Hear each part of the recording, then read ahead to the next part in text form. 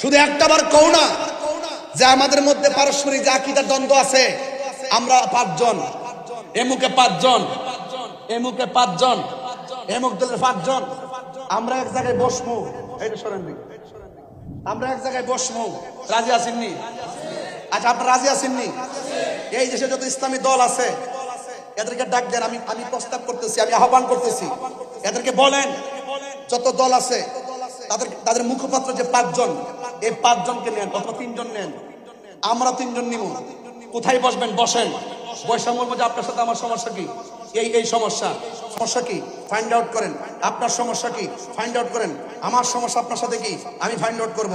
এখন দেখব সবার অভিযোগের ভিত্তিতে আমরা কোনো রাজনৈতিক সূত্রে শেষ করব না, আমরা কোরআন সুন্নাহর মাধ্যমে শেষ করব। যদি শেষ করতে পারি লেখা রাখেন, আমরা কারো পিছিয়ে ঘুরতে না, আমাদের পিছিয়ে সবাই করবে। আর দিনে একটা, রাইতে আর একটা।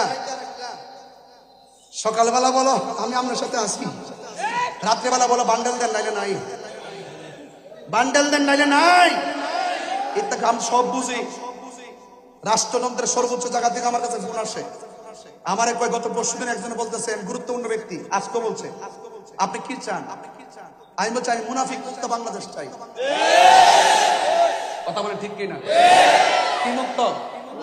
মুনাফিকের কারণে ঘর শেষ, মুনাফিকের কারণে দেশ শেষ, মুনাফিকের কারণে নিজের নীতি শেষ।